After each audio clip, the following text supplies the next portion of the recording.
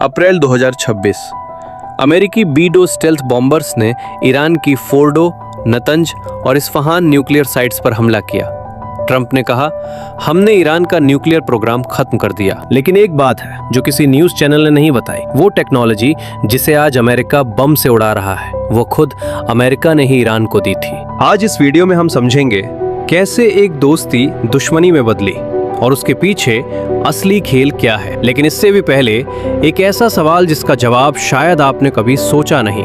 अगर अमेरिका सच में ईरान को न्यूक्लियर नहीं बनने देना चाहता था तो उसने शुरुआत में टेक्नोलॉजी दी ही क्यों? 1957 दुनिया दो हिस्सों में बटी थी, अमेरिका और सोवियत यूनियन। इस कोल्ड वॉर में हर देश एक साइड चुन रहा था। ईरान ने अमेरिका को चुना और अमेरिका ने ईरान को एक बड़ा तोहफा दिया जिसका नाम था एटम्स फॉर पीस। इस प्रोग्राम के तहत अमेरिका ने ईरान को दिए तेहरान यूनिवर्सिटी में एक पूरा न्यूक्लियर रिसर्च सेंटर, ईरानी वैज्ञानिकों को MIT में ट्रेनिंग, मेडिकल रिसर्च के लिए न्यूक्लियर टेक्नोलॉजी। ये सब चैरिटी नहीं था, ईरान के पास दुनिया का सबसे सस्ता तेल था और शाह पहलवी पूरी तरह अमेरिका की जेब में थे।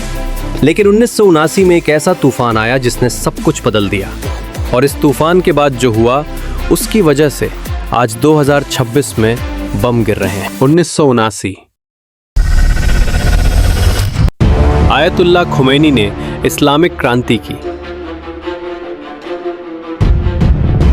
Tonight, Iran stands at a historic turning point as mass protests shake the foundations of the Shah's rule, and exiled leader Ruhollah Khomeini emerges at the center of a rapidly unfolding revolution. Shah भाग गए और 52 अमेरिकी diplomats को 444 दिन तक बंधक बना लिया गया। खुमैनी ने कहा, ये न्यूक्लियर टेक्नोलॉजी शैतान अमेरिका की दी हुई है, हम इसे बंद करते हैं। अमेरिका का दोस्त रातों रात दुश्मन बन गया था, लेकिन न्यूक्लियर नॉलेज वो ईरान के पास रह गई। यहाँ एक पल रुकिए, खुमैनी ने प्रोग्राम बंद करवाया, यानी उन्हें खुद न्यूक्लियर हथियार नहीं चाहिए थे, तो फिर ईरान ने दोबारा प्रोग्राम क्यों शुरू किया? इसका जवाब एक जंग में छुपा है। 1980 सद्दाम हुसैन ने ईरान पर हमला किया। 8 साल की लड़ाई, 5 लाख से ज्यादा लोग मारे गए। सद्दाम ने ईरान पर केमिकल वेपन्स इस्तेमाल किए और अमेरिका ने इराक को सपोर्ट दिया।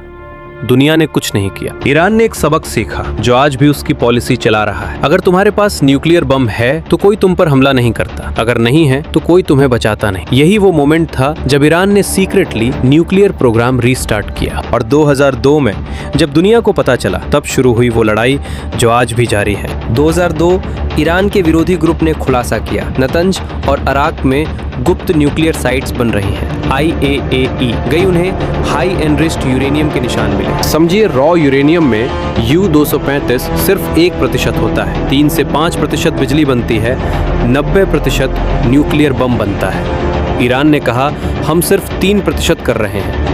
दुनिया को यकीन नहीं हुआ। 2010 में अमेरिका और इजराइल ने स्टक्सनेट वायरस छोड़ा। ईरान के सेंट्रीफ्यूज अपने आप टूटने लगे। ईरान के टॉप वैज्ञानिक एक एक करके मारे गए, लेकिन ईरान रुका नहीं। 2015 में ओबामा ने JCPOA डील साइन की। ईरान 3.67% से ज्यादा एनरिचमेंट नहीं करेगा, सैंक्शंस हटेंगे, सब खुश थे। लेकिन 2018 में ट्रंप ने एक झटके में डील तोड़ दी और ईरान ने जवाब दिया 2021 तक 20%, 2023 तक 60% और IAEA ने रिपोर्ट दी ईरान अब सिर्फ 12 दिन में 90% एनरिचमेंट कर सकता है। अब कहानी में आता है सबसे बड़ा और खतरनाक मोड़। साल 2025 मार्च के महीने में डोनाल्ड ट्रंप सीधे ईरान के सुप्रीम लीडर खमैनी को एक खत भेजते हैं, एक सीधा अल्टीमेटम, या तो 60 दिन के अंदर अपना न्यूक्लियर प्रोग्राम हमेशा के लिए बंद कर दो या फिर तबाही के लिए तैयार रहो। और ठीक 60 दिन बाद 22 जून 2025 अमेरिका लॉन्च करता है ऑपरेशन मिडनाइट हैमर।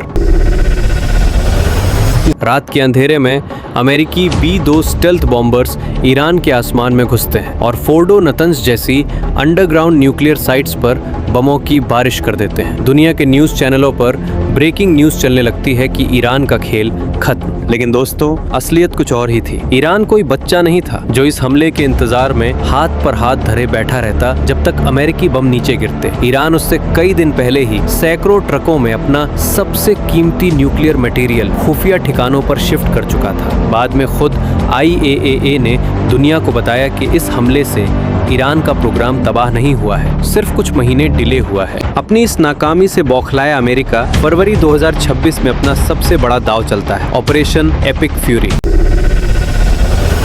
महज 24 घंटे के अंदर ईरान पर 1000 से भी ज्यादा एयर स्ट्राइक्स। इस बार टारगेट कोई बिल्डिंग नहीं बल्कि सीधे ईरान के टॉप लीडर्स थे। लेकिन अमेरिका यहाँ एक बहुत बड़ी भूल कर रहा था। अमेरिका को लगा कि लीडर मरेगा तो सिस्टम गिर जाएगा। इसे आप ध्यान से समझिए। ईरान ने इसके लिए पहले से ही एक मास्टर प्लान बना रखा था, जिसे मिलिट्री की भाषा में कहते हैं मोजाइक डॉक्ट्रिन। ईरान ने अपने पूरे देश को 31 अलग अलग मिलिट्री जोन्स में बांट दिया था। हर जोन का अपना एक अलग और इंडिपेंडेंट कमांडर, यानी अगर अमेरिका उनके टॉप लीडर्स को मार भी दे तब भी कोई फर्क नहीं पड़ेगा। हर जोन अपने आप में एक स्वतंत्र फौज की तरह अमेरिका से लड़ता रहेगा। अमेरिका बम गिराता रहा लेकिन ईरान का सिस्टम सीना ताने खड़ा रहा। अब यहाँ पर आकर थोड़ा रुकिए और खुद से एक सवाल पूछिए, क्या अमेरिका सच में सिर्फ इसलिए इतने अरबों डॉलर फूंक रहा है, इतनी जंगें लड़ रहा है क्योंकि उसे ईरान के न्यूक्लियर हथियारों से डर लगता है? जवाब है बिल्कुल नहीं। हथियार तो महज एक बहाना है, असली खेल है पेट्रो डॉलर का। इतिहास के पन्ने पलटेंगे तो 1974 में अमेरिका ने सऊदी अरब के साथ एक ऐतिहासिक डील की थी। शर्त ये थी कि दुनिया का सारा तेल सिर्फ और सिर्फ अमेरिकी डॉलर में खरीदा